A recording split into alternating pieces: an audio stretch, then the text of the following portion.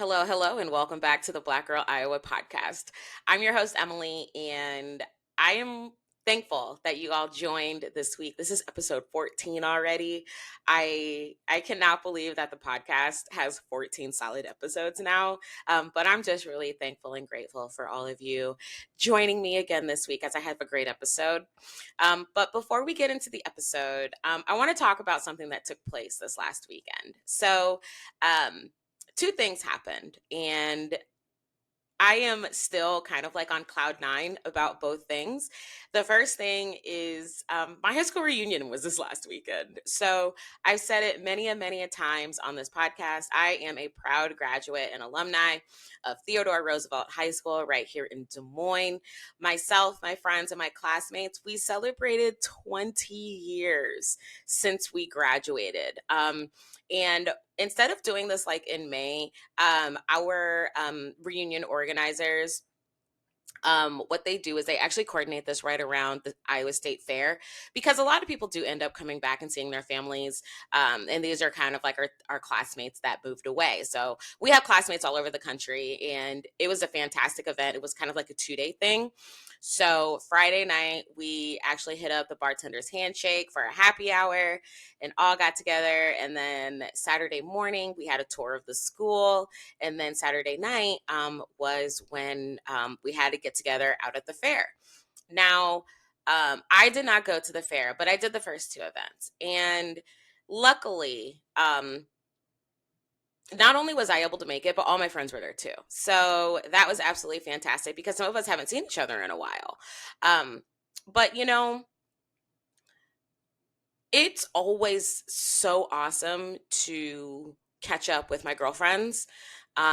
Even though the fact that like some of us do live right here in Des Moines, some of us live in other places, and we do all kind of talk regularly. We send each other reels, we have a group chat, all of those things. But just seeing all your friends in the physical is always just such a fun moment.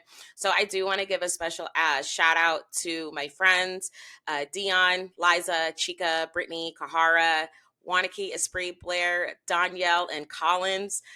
It's just always so amazing to see you guys. And it's fun to catch up on the happy hour side, but it's also fun to catch up in seeing you guys interact with your children. That is just always fun. I got to meet my niece for the first time. She's a year and she's absolutely gorgeous. I got to see a couple of my other nieces and nephews, and they're just so tall and so grown up.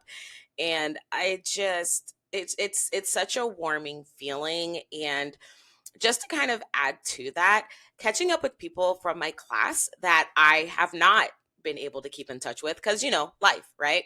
But hearing about how people are living in various different places in the country, the work that they're doing, some of them, have families, some of them are planning, really big things with personal endeavors. And, you know, it's truly an honor to be from a school that is so diverse and interconnected. And I mean, I've said it time and time again, Roosevelt High School is the best high school in not only Des Moines, but also in the state of Iowa. I don't care. Fight me.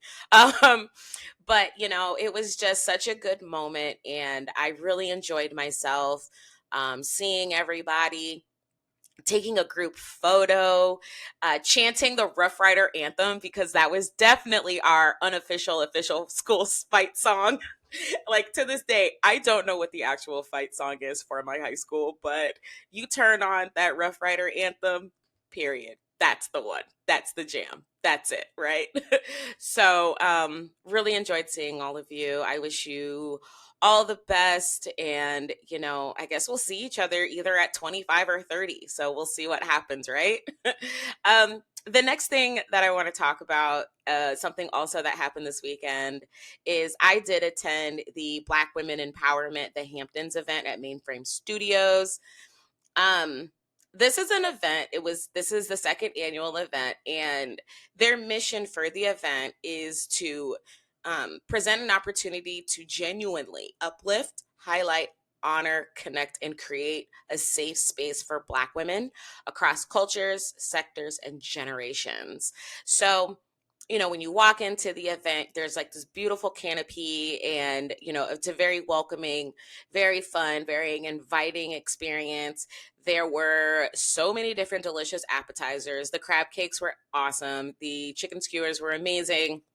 And there were drinks. There was a signature drink that I had two of, and then I switched over to the virgin version of the signature drink. And it was absolutely delicious. And also at the event, they actually handed out two awards. So they handed out a Woman of Vision award, which went to Tanika Arnold, and an Amplifier award that went to Angela Mickens Bolden. And, you know, the theme was the Hamptons, right? So it was all like kind of very chic and light colors, and a few women wore these beautiful gowns. And, you know, how do I say this? I'm just going to say it.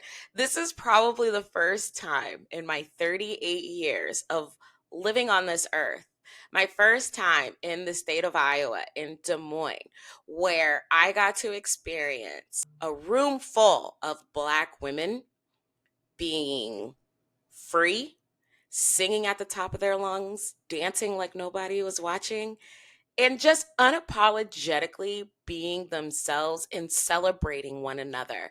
Um, what I absolutely loved, and I have to give a shout out to one of my good friends, Simone Whitfield.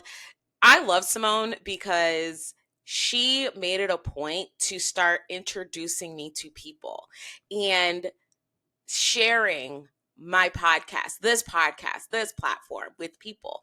And so, yes, this was absolutely like a networking thing, but to see her excited about my passion project, and then to be able to talk to other women and getting a snippet of their stories, that was so encouraging to me. And I just, it was almost like overwhelming a bit. So, about halfway through the night, I actually had to sit down, and I just pulled up the notes on my phone, and I just kind of started to type out all of the things that I was experiencing, and all of the things that I loved, and just all of the ways that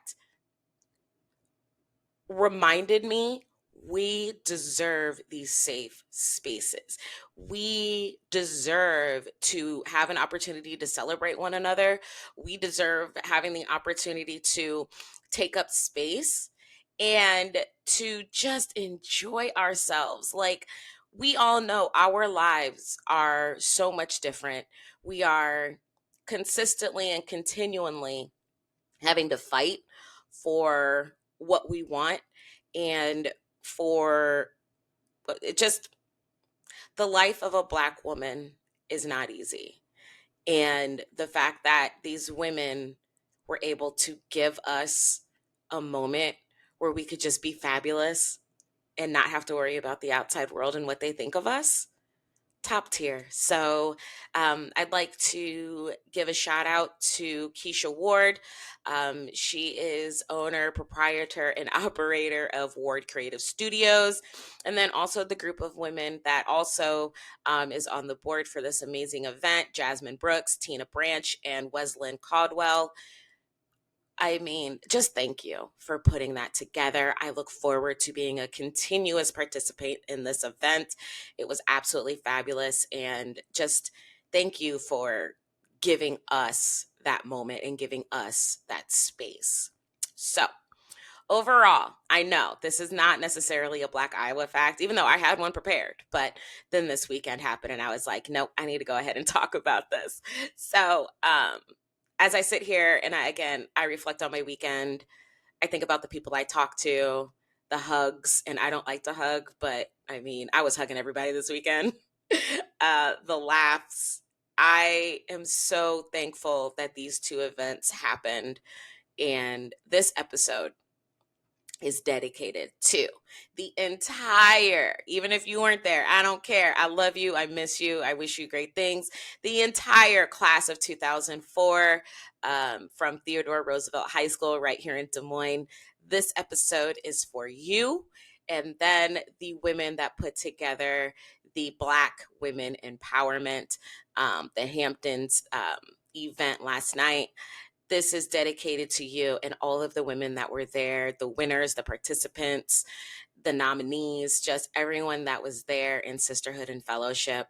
This one's for you. Thank you for giving me more moments of happiness in my life in things that I know I will never forget.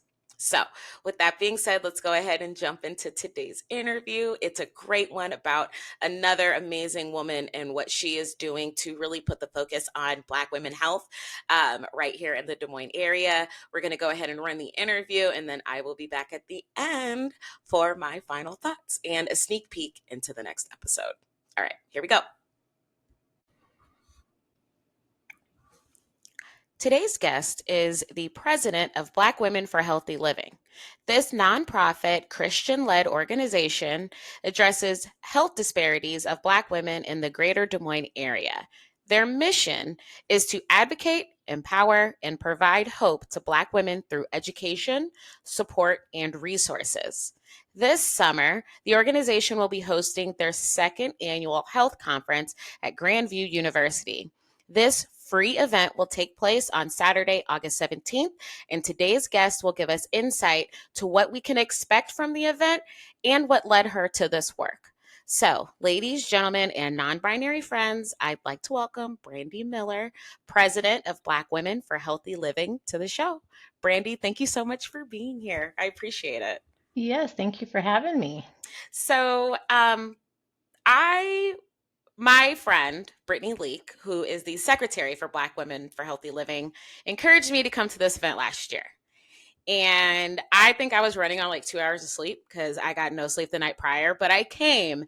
And I think the biggest thing that I took away from the event last year was that it is okay to prioritize yourself in your mental, your physical, your spiritual, and your financial health. And I really loved how well rounded the conference was. And as I was kind of thinking about, who to bring on the podcast, you and your organization were right on the top of my list. So I'm just really, really happy that you had the time to talk to me about your organization. But first, since this is called Black Girl Iowa, why don't you start by telling us what your connection is here? Or you're from Des Moines, correct? Correct. Yes, I'm born and raised in Des Mm-hmm. Moines. I've lived most of my life over on the east side of Des Moines, Mm-hmm. and I'm a graduate of North High School. Okay. All right. So you're a polar bear. Okay. That's Yes. acceptable. As long as you weren't a husky. I had a husky on the show last week. And no, I'm kidding. I'm kidding. I love all the Des Moines high schools. So now I want to just kind of talk about Black Women for Healthy Living. So I do know that this organization came to be in 2020. Can you tell me a little bit about kind of maybe what led you to develop this organization, or kind of what was really the driving force to say, you know what, we need something like this for Black women in Des Moines? Yeah, so it's kind of a long story. I'll try to shorten it as much as possible, but it all starts with Ragbri, actually. Oh, okay. So in 2017, I took the challenge of writing Ragbri with my friend Dana Chandler. And while on that ride, I wasn't a cyclist before, Hmm. so I was really new to it. And when I was on the ride, there was a white man who said to me, "How come more Black women don't cycle?" And I was thinking, well, maybe it's access, or I mean, maybe they're lack of access or lack Hmm. of interest. I don't know. I said I can't speak for all Black women, but like I never saw my grandmother or my mother ride a bicycle, so Hmm. that was kind of interesting to me. But the other piece of it was when you're riding a bicycle. Oftentimes they wear these jerseys, and so I decided I wanted to get a jersey that says "Black Girls Bike too." And Okay. so when I looked that up on the internet, I found this whole organization called Black Girls Do Bike. And so me and Dana, we started the Black Girls Do Bike chapter here. So that was kind of Okay. like me getting my feet wet Hmm. in the Black woman space and getting active and moving. Hmm. So then I co-led that with Dana for a little while. And then I started organizing with Girl Trek, which is a national organization for Black women. And so I was doing that for a little while. And so those two organizations that I was bringing to the Des Moines area helped helped me to start seeing the greater need of like health and wellness Mhm. in Black women. I've always gone to the Y or done health things to take care of myself. I mean, I'm not an athlete by any means, but I do try to take care of myself. Yeah. And so I want to make sure that other Black women are doing that. I should have a PhD in Black women because I'm a Black woman. I'm almost 50 years old. Yeah. And I know that we go through some things. And I Mhm. would think probably like in 2018, just some racial tensions around campus that I work Mhm. on, and just the climate here. I was feeling things as a Black woman differently. Mm. There was a white privilege conference that was on my campus, and that's when I learned about white privilege. I Mhm. started hearing terminology that explained things I had felt my whole life, but didn't Mhm. know was real. And so that's, I think, between those organizations and learning more about privilege and just the extra burden of stress that Black women go through, then I felt like for the first time, maybe my emotions and the things that I was going through was validated. Mhm. And now to even think that there are spaces that are safe for Black women is like very cool because that didn't exist before. Yeah. Like I said, born and raised in Des Moines, we learn how to navigate predominantly white spaces. Mhm. Most of the work and schools that I've been in, I've been one of only or one of two or three. Right. And so, in order to move up, you got to know how to deal. Mhm. Yeah, yeah, most definitely. And I think you bring up a really good point about how the climate here in the country kind of shifted around 2018, 2017, 2019. And I know for myself at the time I was actually living in Arizona, and I really started to feel like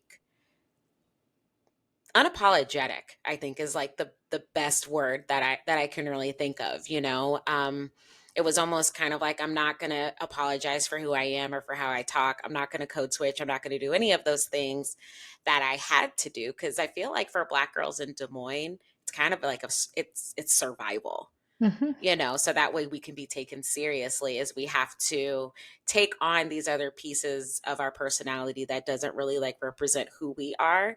And I've said it before on the show, and I'll say it again: Black women, we are not a monolith. You can't put us into one thing. So, while it is a great question, why don't I see more Black women cycling? You're not looking for it, and it's kind of one of those things like, well, if you're not looking for it, of course you're not going to see it. And I definitely agree with the creating of safe spaces for Black women, especially here. So, with Black women for healthy living, is that kind of what the purpose was to create a safe space and promote healthy living styles? So definitely wanted to ensure that we had a safe space, but also wanting to have the holistic approach Mhm. to our health. So there's so many things that affect our health and well-being.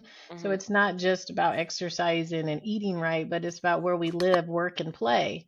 And so, if we've got life happening with our kids and a lot of stress coming from there, that's going to affect how we eat. That's going to Mhm. affect whether or not we want to get up and go on a walk, or depending on the neighborhood that we're living in. If there's a Mhm. lot of, crime happening, or just the neighborhood is just run down, that can affect our mental health. And so I feel like, if we look at just certain aspects of health and wellness, we can miss like the person and what's going on inside of them emotionally, Mhm. that is, causing some of the behavior. But I feel like Black women have just not had permission to feel. Um, Mm. it's just like we just keep going. Like Yeah. we just got to keep on like pushing, keep Yep. on, no matter what's being put on our lap, no matter, Mhm. get the degrees, go to school, raise the kids, help raise Mhm. somebody else's kids, Right. and just trying to do all the things and expecting ourselves to excel. I think they might call that superwoman syndrome. Mhm. Like I don't know who told us how to do that, but we do that. Mhm. I think it was our first Juneteenth that we had that the thought occurred to me that we have literally been caretakers since, we've been in this country. Yep. And so I think it's probably part of our DNA where we just Mhm. feel the need to take care of people and our kids. And Mhm. I get it. Some of our, us aren't doing right with the kids. And so that's why some of us, the other ones, is taking care of the Right. kids. Yeah. However, for the most part, Black women tend to be the caretakers of the community and their churches or faith communities and their families. And with that, we carry the burdens of those others in addition to our own.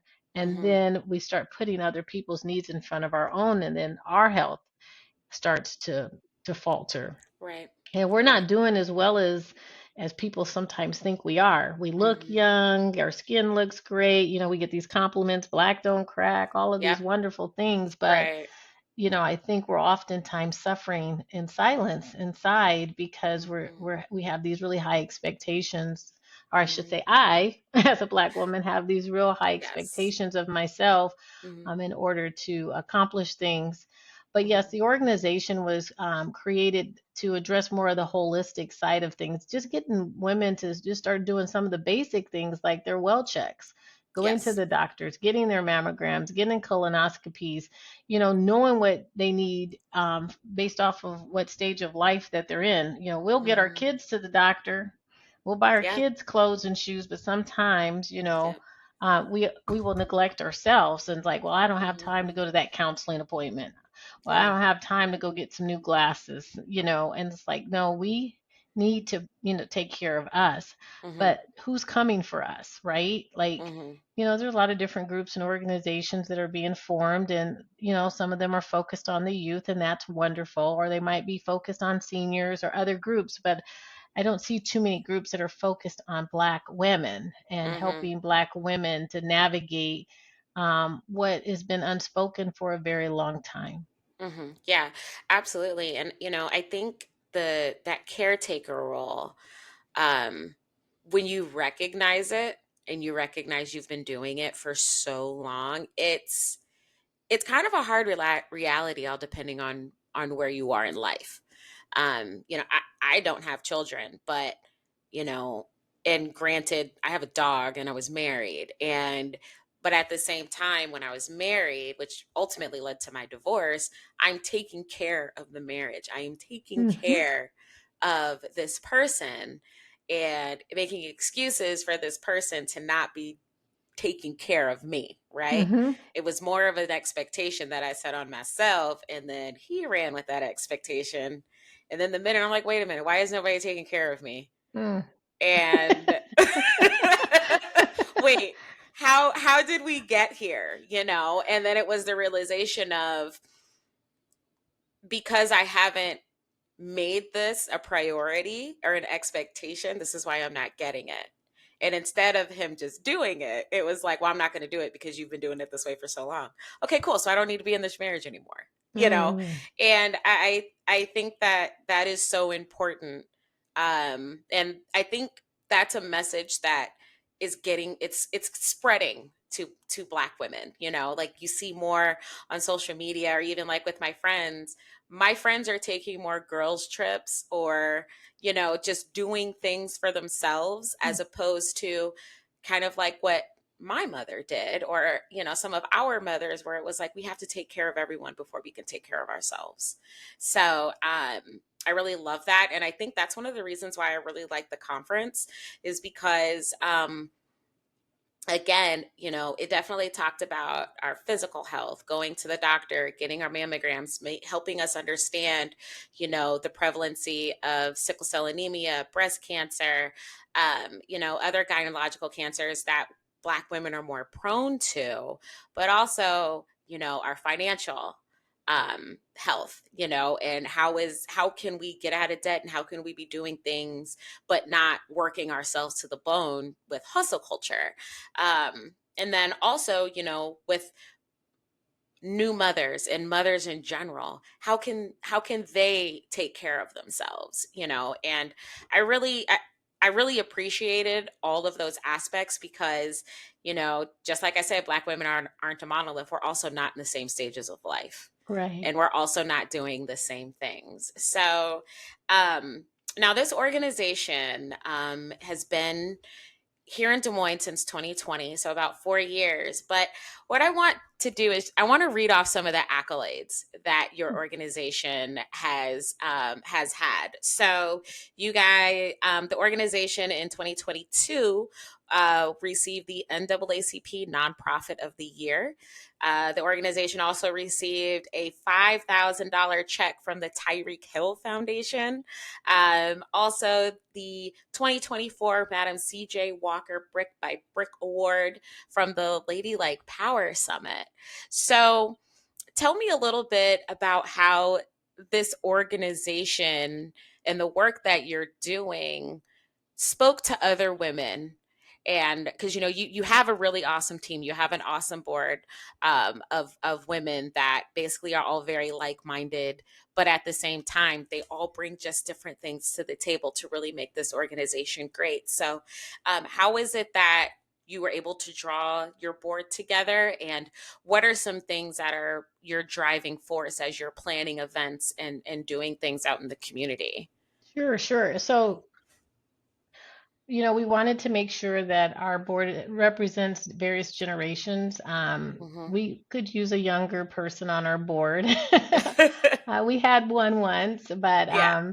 so hopefully we'll get another one at some point in time. But we'd like Hmm. for the generations to be represented. Hmm. Also, that they are women, Christian women, so that Hmm. therefore we're like-minded in that way. But wanting to have a variety of skill sets because none of us are given all the gifts. Hmm. And so we need to work together. So I'm looking for people that have strengths in various, whether it's financials, whether it's event planning. Like we have a chaplain, so she's a Hmm. minister. Hmm. So just looking for the diversity in that sense. Also, each person has different availability. Most of us Hmm. are working full time, Hmm. so that kind of affects like how much we can do Hmm. because we have careers. So even if we got some that were retired or had a little bit more time on their hands, Hmm. that would be great too. But as far as our board went, I was just looking for women who like original board members that were in health or wellness or nursing. Like one of our vice president is actually was a surgical nurse, and I know she Mm. has a new role now Okay. in the hospital. She's got a promotion there. So, but just looking for people that have knowledge about health or have a passion, or maybe even they have a health story, Yes. where they survived something or a family member or they lost someone. Yeah. So yeah. Yeah, yeah, absolutely. And especially through those experiences, that's really where you can really get a good understanding, just like what you said, of generationally how things might be different. Hmm. So, one of the things I wanted to also ask about real quick is, on your website, the organization believes that if you heal the Black woman, you heal the Black family. Mm. Can you talk to me a little bit about that quote and why that's a guiding principle in this group's mission? Yeah, yeah. So, well, since we are the caretakers, Mm-hmm. Yep. and since we're the ones that are pouring into the family, I think when mama's well, then her grandma or, auntie or friend, because Mm-hmm. we're all helping each other along, then we pass that on. We are the constant forces that are in our families' lives. Mm-hmm. Unfortunately, a lot of our men are not for various reasons. Mm-hmm. Wish that was different, but even Mm-hmm. when they are in place, for whatever reason, Black women still tend to be that force Yeah. where people check in with. I mean, even getting your husband to the hospital or your uncle, nephew, cousin, Mm-hmm. to go and see about themselves, like mama has to do it. Mm-hmm. Right. The Right. woman seems to have to like nag you to get you to do what you need to do. Mm-hmm. Um, so I think us being healed, us making great choices, is like modeling behavior, for our kids Mm-hmm. and especially our girls, if they Yeah. see that we just keep putting other people in front of us, and as my grandma would say, we teach people how to treat us. Mm-hmm. you know Yeah. Yep. um if we start modeling behavior where we're putting our oxygen mask on, and we're teaching Mhm. them how to manage stress, and how to go to the doctor, and how to do the things that we need to do and balance the family and say no and all of that, then I think that that will translate. So it's there's nothing like supernatural about it, other than if you're a woman of faith, then I obviously believe in the supernatural of that. When God heals, there's blessing, and that comes along with being in relationship with him for your family and generations. Mhm. But yeah, I mean, I think that's just the crux of it, is that, they say, what, hurt people, well, healed Yes. people heal people. Yep. Absolutely. So I think, like, if we're cooking meals and we're preparing meals for our families, and we're looking at ingredients and making Mhm. healthier choices, then all of a Mhm. sudden, changes the palate of our children. And it's like, I don't want no pork hot dog. I want that all beef hot dog. Right. Yeah, Right. I want Right. that good hot dog. You're like, and all of a sudden it's kind of like, I don't want no SpaghettiOs. I want you to make me some Right. actual spaghetti with some ground beef and Right. some tomato sauce. Right. Right. So even that with diet and habits. Mhm. Um, so Yeah, yeah, absolutely. I mean, I think it's kind of one of those things where, you know, we as Black women, again, starting with the caretaker thing, we're taking care of everyone else. And I think you had said it, they always tell you put your mask on first before you help somebody else. So it's almost like if we really want our families to live healthy lives, then we have to be that example. Which I think is really important. That's what I really do. I really love that part of your mission. That's definitely one of my favorites. oh, So thank you. going back to just some of the amazing things that your organization has been doing. I mean, I saw that you guys in June did the Juneteenth tea, breast cancer support group, a sickle cell blood drive, health coalition. There's going to be a women's retreat in September. And then you all are doing things for breast cancer awareness. So um, tell me before we wrap things up, why are all of these community events important? If someone comes across your Facebook page or your website, what's something representative in these initiatives that you want someone looking at this to know, in that, why Black Women for Healthy Living is in existence, and why it's important for the community? Absolutely. So when we originally started this work, I wasn't aware of the statistic that Black women were dying at a higher rate than any other group of women in the United States. Hmm. I wasn't aware that Black women are 40% more likely to die of breast cancer than any Mm. other group of women. Like, you know, that's that's that's alarming, right? And Yes. so we exist because of those statistics, and just some of the things that we're dying from are preventative. Yes. Some, Mm-hmm. and so it's like, the scriptures talks about, we perish for lack of knowledge, so sometimes we're dying for because of what we don't know, or we're dying because of fear, or go to the doctor, or fear of finding out. And Mm-hmm. so unless we start addressing like the core issues of why we do or don't do, or know or don't know certain things, then we'll continue to perpetuate this, and we're going to continue to die. And Yep. I don't want to see us dying. So, the different programs and activities that we offer is to have different connecting points to women that may Mm-hmm. find themselves in different stages. So, with that breast cancer statistic, we have a breast cancer awareness walk and health fair in October. We've Mm-hmm. had that for 4 years. We've had it our very first year, and we partner Mm-hmm. with Dr. Susan Beck, and she comes out, and her team come out. She's a breast surgeon in Des Mm-hmm. Moines, and walks with us. And oftentimes there are Black women that come to this event that are survivors of breast cancer Mm-hmm. that we didn't even know Mm-hmm. had breast cancer. And then they Yep. share their story, and then you share your story, then you pass it on. Mm-hmm. Then it gets us to respond, because we are more likely to listen to us than we are to listen to other people, right? So to Right. hear 100%. directly from a sister saying, hey, Mm-hmm. this was my story.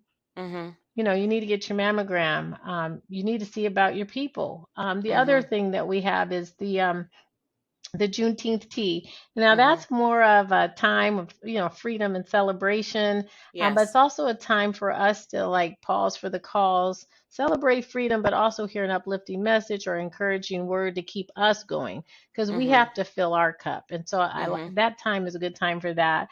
The women's retreat that we go to is out at Hidden Acres, and so we don't plan the whole retreat. We just go as a group, Yeah. and we just take that time off. And it is a Christian retreat. So there's worship and there's the word, but there's also horseback riding and, Yeah.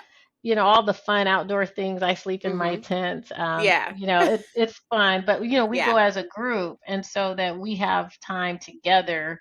And Mhm. we don't have to do all the work, Yes, you know. absolutely. And Yeah. so then our health coalition, with that, it used to be when we first started, it was a monthly engagement, and we would bring experts in to have a topic that um, is an area that is affecting Black women Mhm. proportionately. Well, every area almost is affecting us proportionately, to be quite Yes. honest with you. Mhm. So we're trying to cover those, bring experts in so that the women can have a safe space where they can have conversation and dialogue and ask questions to an expert about things. Or all of a sudden, we're in a safe space and we're able to talk and share our stories about our Mhm. health situations that, maybe unique to Black women, Mhm. because you're not being listened to or you're not being believed, or um I didn't even realize that there was bias that I Mhm. was dealing with, right? And Mhm. so hearing other stories helps to bring support. It helps to Mhm. prepare us better to equip to go out when we go see our doctor and ask Yep. questions and fire them if we got to fire them and get us a new doctor. Yes, I'm gonna absolutely. tell you, the health coalition has empowered me. Like all of a Yeah. sudden, I'm like, I'm getting my blood work before the meeting Yep. or the appointment. So therefore, Yep. you can talk to me about my blood work when I show up to the appointment. No more of Yep. this when I get to the appointment. We get the blood work and then you upload it on a machine, and then I have to try to Mhm. figure it out myself. But I didn't even know I could do that, right? Yeah. But Yep. the health coalition, you get your blood pressure, you get your weight done, you get to get a check on your mental health. We often don't take time to check in on ourselves. Mhm. So Right. this creates an opportunity for women to check in on themselves.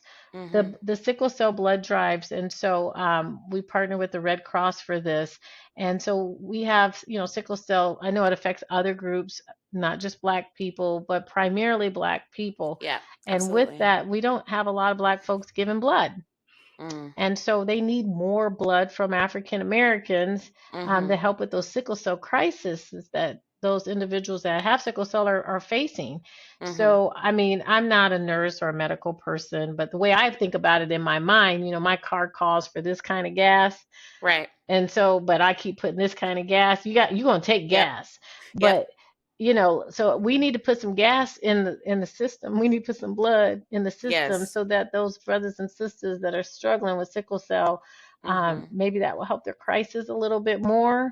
But it's not just sickle cell individuals that are needing blood. There's a lot of us that need blood for different reasons, Yep. and so we need to be helping to contribute back to the blood bank. And so Mhm. that's what our blood drives are about. I'm Mhm. trying to think. We do a lot of different things, but as you see, Yeah. we're connecting different points. We're building Right. community and relationships. And out of that Pretty in Pink walk came um, a connection where we support a Black women's breast cancer support group that is Mhm. growing. Yeah. There's growing because they need a space to talk Mhm. and to have support about the various changes and challenges that they're facing Right. with that disease. So, did Mhm. I cover all of them? Because I feel like No, you absolutely did. okay. And I think, I I was going to ask you, what impact do you want the organization to have on the community? And the impact there is in the things you are already doing.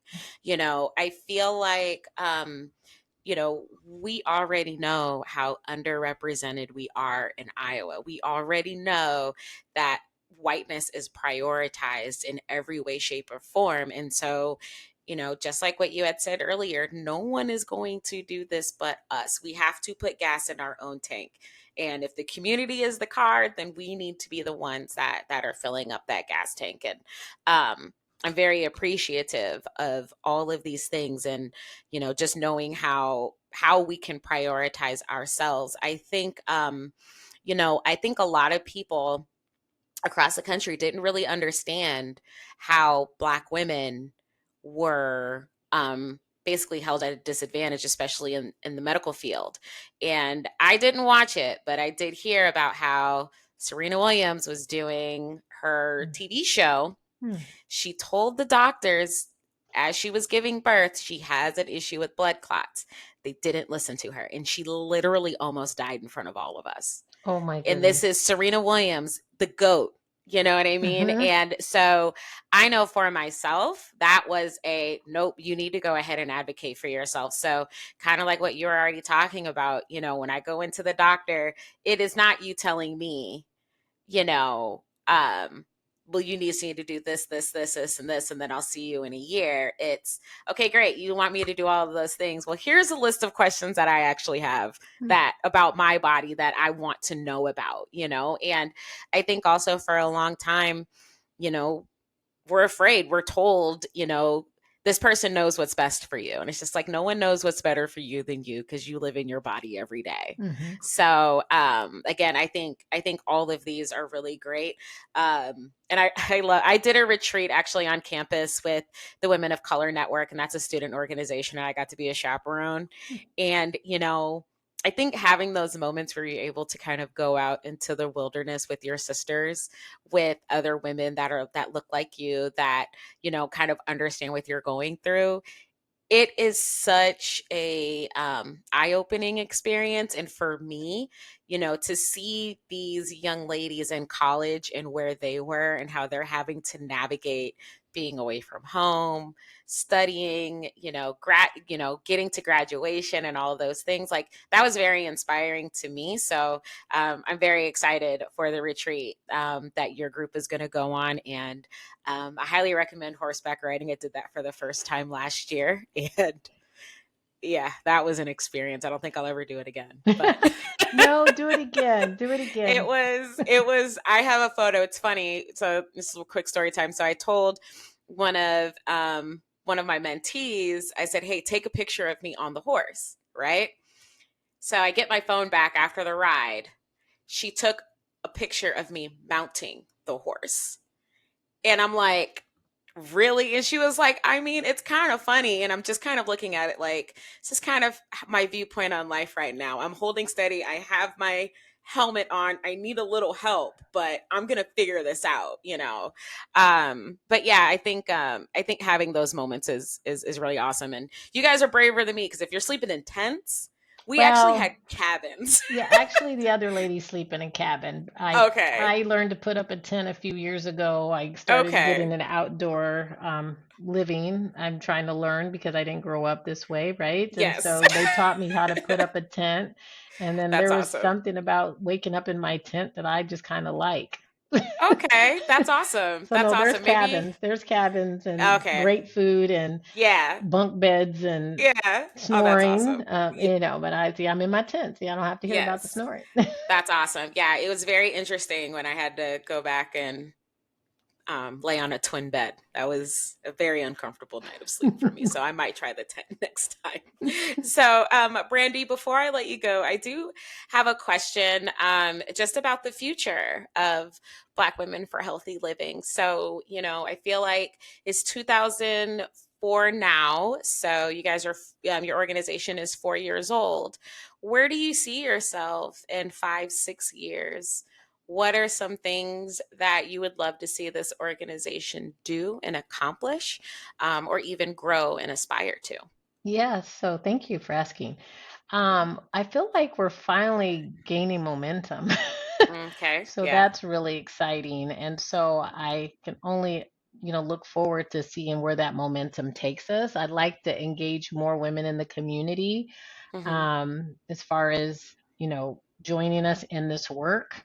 Mm-hmm. Part of, we have a membership piece to us, and part of my thoughts with that was to activate Black women in the community, Mm-hmm. so that therefore, many hands makes the work light. right? Mhm. And so Yes. I'm hoping that maybe we can activate, engage more Black women, Mhm. and not just with the health piece of it, but getting involved and serving on boards and commissions and Mhm. being in the community, and because part of the holistic piece of Black women being well Mhm. is where we work, live, and play. And so Mhm. having Black women strategically positioned throughout the community and doing things is part of what I'd like to see going on, even if it's not under Black women for healthy living, but it's Mhm. it's part of the model, I would say, that Right. we have, because then our community is going to be better. We're going to be represented. And then Mhm. therefore, if we're represented in these different places, and our housing situation should change, and our money should change, and our schools Yes. should change, and our kids should change. And then if those things change, then maybe we might start being able to do some things differently. And then our kids Yeah. might be able to go and be doctors and lawyers. And okay, so Yeah. I see this, it's beyond an organization. It's Mhm. more like, how does Black Women for Healthy Living help push the community forward in Right. whatever way that we can? Mhm. But other than that, I think just as things evolve and change, Mhm. hopefully we'll get more different board members and different leadership. Like, Mhm. I don't always have to be the president. I don't always have to be the lead. I'm sure there's somebody else that has great ideas, Yeah, that may, absolutely. I'm a pioneer, right? I Mhm. form it, like, Yeah. there might be another brain that needs to come in here and say, let's do this. And I'm totally Yeah. open for that. Like, Yeah.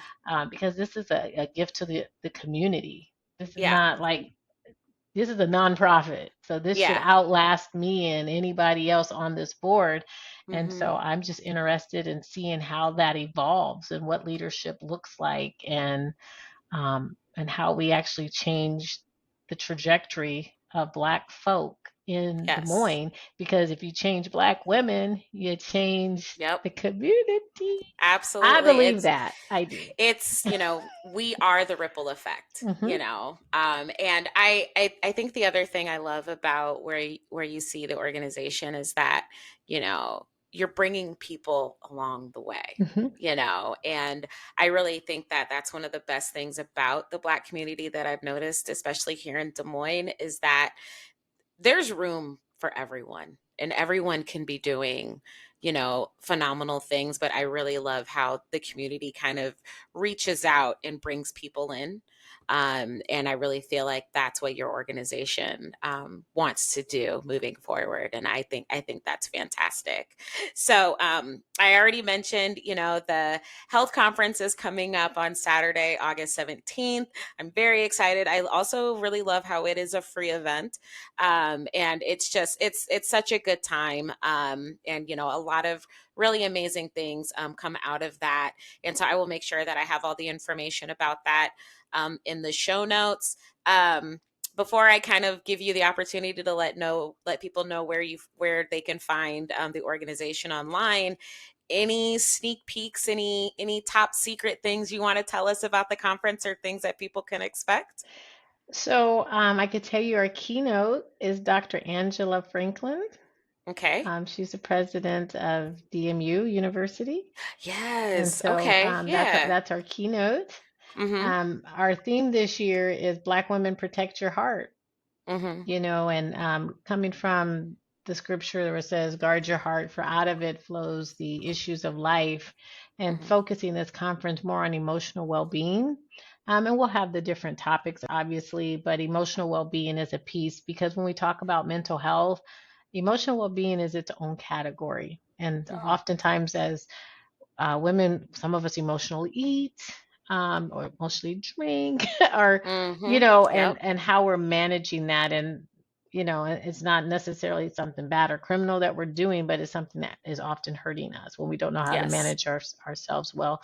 So that's something to look forward, that's different with this conference, is that Mhm.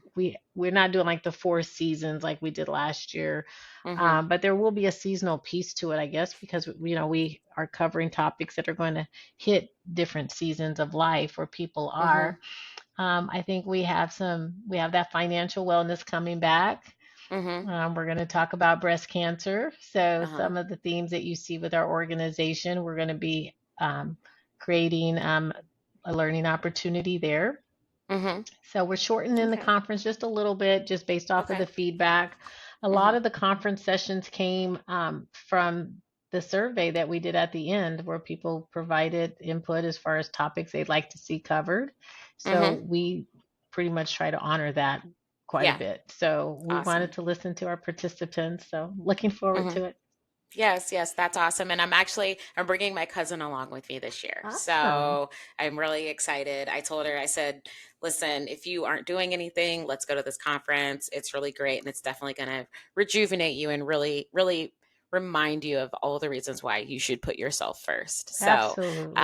so that's wonderful. So, Brandy, thank you so much for being here on the podcast. At this time, I always like to make sure that people have or my guests have an opportunity to let people know where they can find them online and social media. So, do you want to tell people where they can access additional information about Black women for healthy living? Yeah, so we do have a web page, which is BW, the number 4HL .org, and that's where you can find our web page, which will connect you to our activities and events.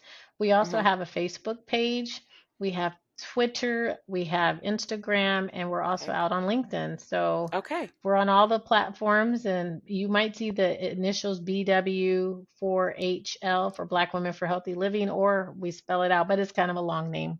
Yeah. It's a good one though, and I really love how you guys did your acronym too. I think that's adorable. So Thank you. awesome, awesome. Well, again, Brandy, thank you so much for being here. Again, I'm excited for the conference, and I can't wait to absorb everything that you ladies have been working on. So at this time, though, y'all, I'm gonna go ahead. We're gonna take a quick break. I will come back for the end with my reflection and a sneak peek into next week's episode. So I will be right back. A big thank you to Brandi Miller, the president of Black Women for Healthy Living. Thank you so much for being on the show and just giving us a history about the organization and all of the great things that we can really look forward to. Again, the Black Women for Healthy Living Health Conference will take place this Saturday, August 17th at Grandview University. It is a free event, and I will be sure to have the link to that below so you can get registered prior to the event. The event theme is Black Women Protect Your Heart, and we will be having a lot of different sessions and keynote speakers and all of that great stuff. So I'm very excited for this event this year. But something uh, after re-listening to the episode and getting a better understanding of what my thoughts are and about our conversation, is Brandy said something about superwoman syndrome. And that is a term, I Googled this. That's a term that was developed in 1984. And it occurs when women neglect themselves because we are seeking to do it all. And be perfect, and we are basically stretching ourselves too thin. Some of the symptoms of this, so things that are actually so basically like when we have superhero syndrome, these are the negative impacts that they can have on ourselves, on our bodies: irritability, lack of sleep, muscle issues, anxiety, aches and pains. And these are all things that I have most definitely experienced in my life, and it's because that it's exactly that, right? I feel like sometimes I have to be the person to do it all, know it all, and regardless if it's for myself or someone that I love and care about. And this is what happens when you can't say no. This is exactly what happens, right? Like you start to kind of realize, wait, I have no downtime for myself.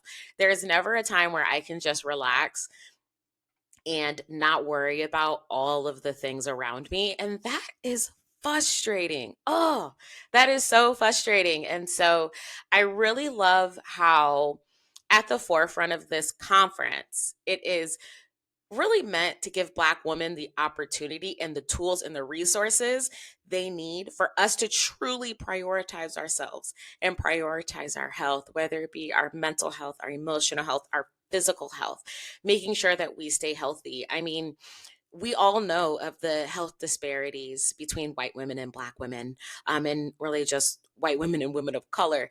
In the Black community specifically, Black women have higher rates of death and from pregnancy and breast cancer and heart disease. It's more likely that Black women have lower access to good medical health care. And the number of Black women having bad or traumatic experiences with healthcare professionals. These are all things that are incredibly heightened. And that's why I love this conference so much, because whether it be for your medical health, your financial health, your mental health, this organization is giving Black women what they need to advocate for themselves so they can live healthier lives. When Black women are healthy, the family is healthy. We are all thriving. Everyone is firing on all four cylinders. And the conference when I went last year, it really helped me kind of remember that I can't be everything for everyone. And that's why it is so important for me to really take a step back, have my days, have my time.